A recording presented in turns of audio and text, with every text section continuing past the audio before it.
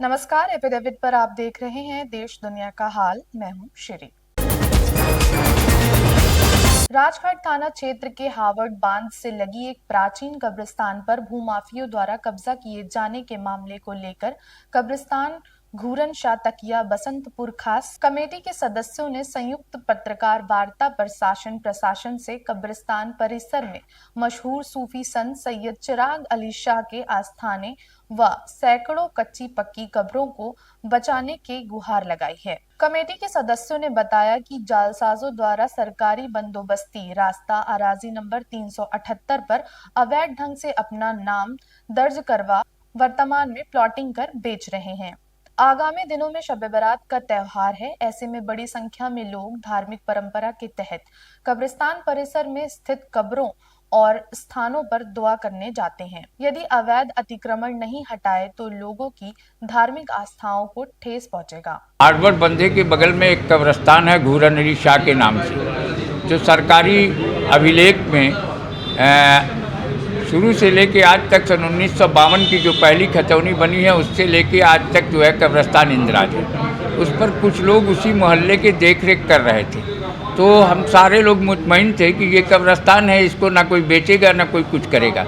लेकिन उन्होंने एक दिन रात उस पर मिट्टी गिरा दिया। जब मिट्टी गिराया तो हम लोग परेशान हुए कि मिट्टी किस लिए गिरा दी गई, सैकड़ों डंपर।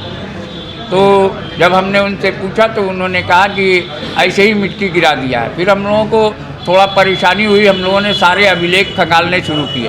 हमको जब अभिलेख मिल गए तो इस संबंध में मैं डीएम साहब से मिला, कमिश्नर से भी मेरी मुलाकात हुई, तहसीलदार से भी मिला, और इन लोगों ने राजस्व अभिलेख के जो भी कार्यकर्ता हैं उनसे मांगा कि आप हमको रिपोर्ट भेजिए।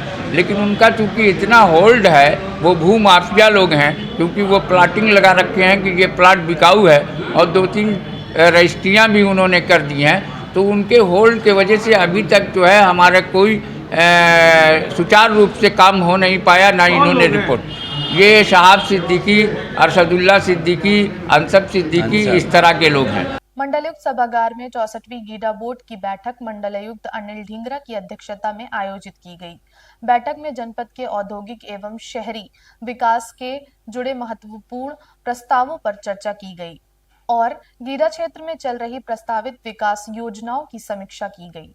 बैठक के दौरान गीडा सीईओ अनुज मलिक ने बोर्ड के समक्ष गीडा की प्रगति रिपोर्ट प्रस्तुत की। उन्होंने बताया कि बीते कार्यकाल में गीडा क्षेत्र में औद्योगिक निवेश को बढ़ावा देने के उद्देश्य से बड़े पैमाने पर भूमि आवंटन किया गया है। आगे चलिए सर, ये काम की डिटेल है टोटल जो हमारे विभिन्न सेक्टर्स में सर हमारी जो फिगर थी सर 96.77 सीआर के करीब है सर। 138 में से कितना सर 138 में बताया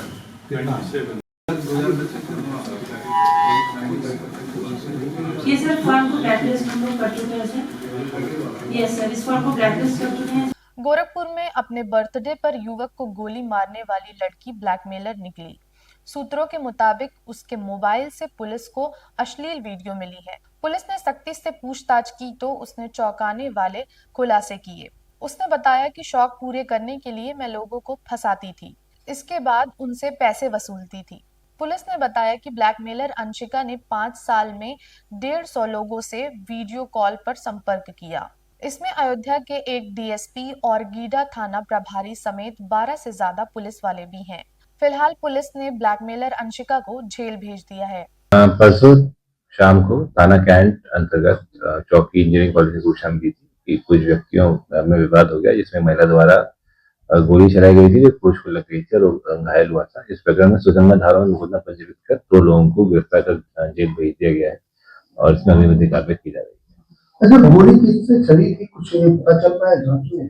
अभी तक जांच में यह है कि अंशिका नामक एक युवती के द्वारा गोली चली थी, परंतु उसमें अभी और डेप्थ में जांच चल रही है और जल्दी विवेचना को समाप्त किया जाएगा। सर, अंशिका का अपराधी इतिहास क्या है? अभी तक की जो जांच में आया है, केवल थाना खुराबार में पिछले साल गाड़ी चोरी करने का मुकदमा पंजीकृत है। इसके अलावा बाकी पुलिस द्वारा जांच की जा रही है। सर, ब्लैकमेलिंग की भी इस बात सामने आ रही है कि कुछ लोग ब्लैकमेल करते हैं। अभी तक पुलिस का ऐसी कोई तहरीर या जांच में ऐसा कुछ साक्ष्य नहीं मिला है।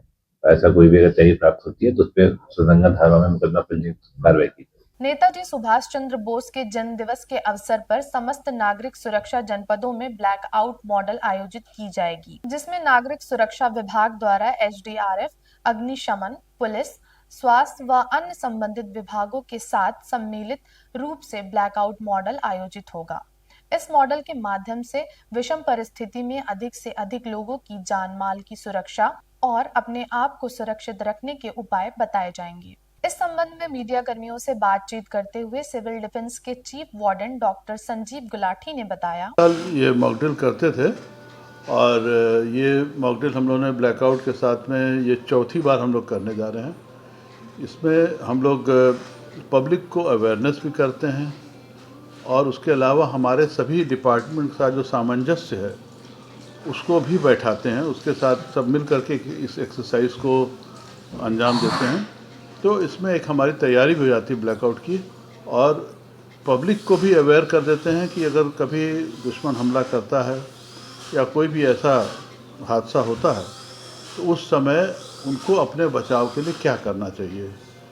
और इस ब्लैकआउट को हम लोग तो अपना पूरा संपूर्ण ब्लैकआउट करते हैं कि दुश्मन का हमला, लड़ाकू विमानों का आना, वहाँ पे बम्बार्डमेंट का होना, ये पूरी परिकल्पना जो होती है वो हम लोग जीवंत रूप से चित्रित करते हैं। अखिल भारतीय मारवाड़ी युवा मंच के 42वें मंच स्थापना सप्ताह 2026 के अंतर्गत मारवाड़ी युवा मंच गोरखपुर शाखा द्वारा गोलघर स्थित एक निजी होटल में अपनों का सम्मान अपनों के द्वारा कार्यक्रम का आयोजन किया गया। कार्यक्रम में 7 दिवसीय सेवा एवं सम्मान कार्यक्रमों की श्रृंखला आयोजित की जा रही है। इसी क्रम में कार्यक्रम के माध्यम से वरिष्ठ जनों, समाज सेवियों एवं विभिन्न क्षेत्रों में उत्कृष्ट कार्य करने वाले प्रेरणा स्रोतों, व्यक्तियों का सम्मान कर उनके अनुभवों से युवा पीढ़ी को प्रेरित करने का प्रयास किया गया है।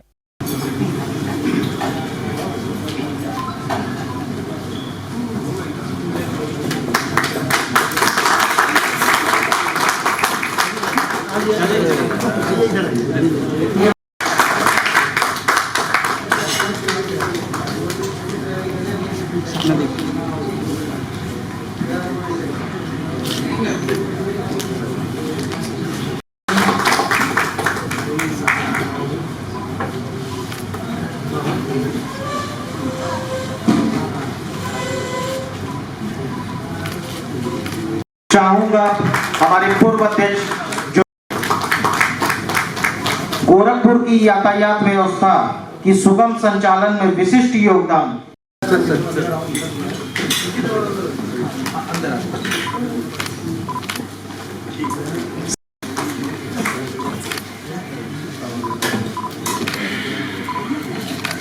तालियां रुकनी नहीं चाहिए।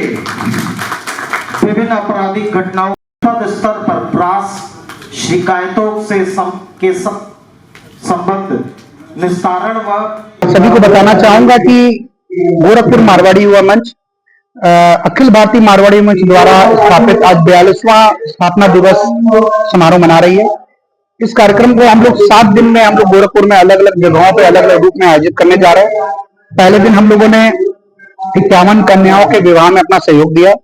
आज हम लोगों ने 30 तारीख को आज पुलिस सम्मान समारोह तथा संस्था के पूरे अध्यक्षों का सम्मान समारोह स्थानीय होटल में रखा है। इसी क्रम में आगे हम लोग गौ सेवा का कार्यक्रम करेंगे, हम लोग प्रशिक्षण का कार्यक्रम करेंगे और भी विभिन्न कार्यक्रम करेंगे। स्कूलों में जाके विद्यालयों में हम लोग सहयोग प्रदान करेंगे और मारवाड़ी मंच जैसे कि समाज में निरंतर अपना सहयोग हर रूप में देता आ रहा है, आगे भी देता रहेगा। आनंद मार्ग प्रचारक संघ केंद्र से आए हुए मुख्य प्रशिक्षक आचार्य ने बताया कि साधना, तंत्र एवं समाज के ऊपर उसका प्रभाव एक प्रगति और पंचवेद विषय पर 3 दिवसीय सेमिनार का आयोजन किया जा रहा है, जो बेतिहाता स्थित संघ जागृति भवन में संचालित किया जाएगा। आनंद मार्ग प्रचारक संघ का 3 दिवसीय फर्स्ट डायोसिस लेवल सेमिनार 23, 24, 25 को दक्षिणी बेतिहाता आनंद मार्ग आश्रम जागृति भवन में प्रारंभ होगा 23 तारीख को। उसके उद्देश्य से प्रेस वार्ता की जा रही है। क्या क्या कार्यक्रम है? इस कार्यक्रम में सैकड़ों साधक आ रहे हैं 22 जिलों से, जिसका मुख्य उद्देश्य आत्मोक्षार्थम जगत हिताय च। और इस कार्यक्रम यानी सेमिनार में 3 विषय होगा। पहला होगा साधना और दूसरा विषय है तंत्र और समाज के ऊपर इसका प्रभाव और तीसरा विषय है प्रगति और पंचवेदना। और अब मुझे दीजिए इजाजत। देखते रहिए एफिडेविट। धन्यवाद।